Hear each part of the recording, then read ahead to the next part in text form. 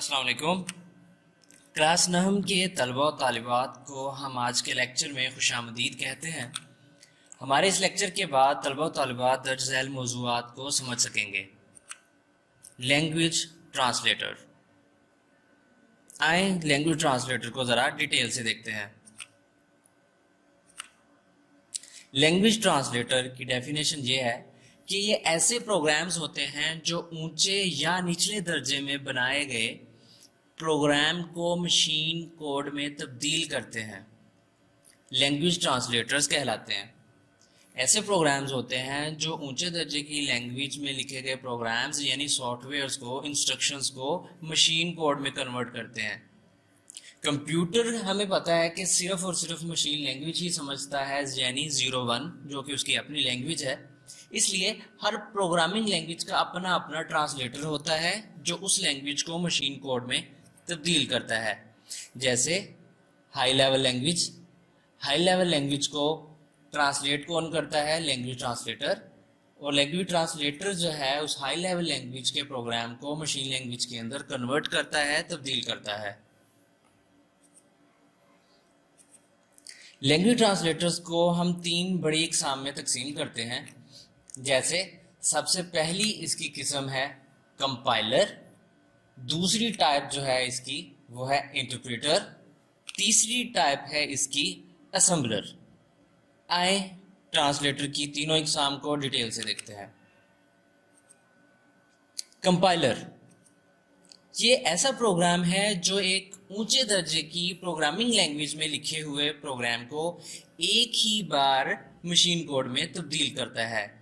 यानी कंपाइलर एक ऐसा प्रोग्राम होता है जो हाई लेवल लैंग्वेज में लिखे गए प्रोग्राम को एक ही दफ़ा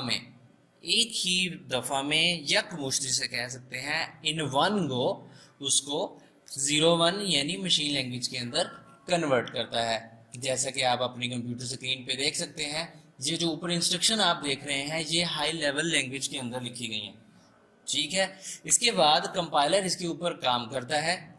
कंपाइलर इसके ऊपर काम करने के बाद इसको ट्रांसलेट करता है। ट्रांसलेट करने के बाद इसको लो लेवल लैंग्वेज के प्रोग्राम में कन्वर्ट कर देता है। इसके बाद लैंग्वेज ट्रांसलेटर की जो दूसरी टाइप आती है वो है इंटरप्रेटर। इंटरप्रेटर ऐसा प्रोग्राम होता है जो एक सोर्स प्रोग्राम यानी ऊंचे दर्जे की प्रोग्रामिंग लैंग्वेज में लिखे हुए प्रोग्राम को एक एक लाइन करके मशीन कोड में तब्दील करता है।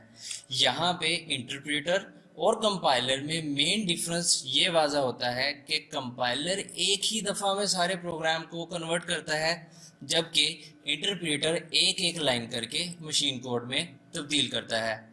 इंटरप्रेटर जो है अगर किसी लाइन में गलती फाइंड आउट कर लेता है, ढूंढ लेता है, तो वो ट्रांसलेट करना बंद कर देता है, काम करना रोक देता है और गलती का पैगाम आपको स्क्रीन पे ज़ाहिर कर देता है।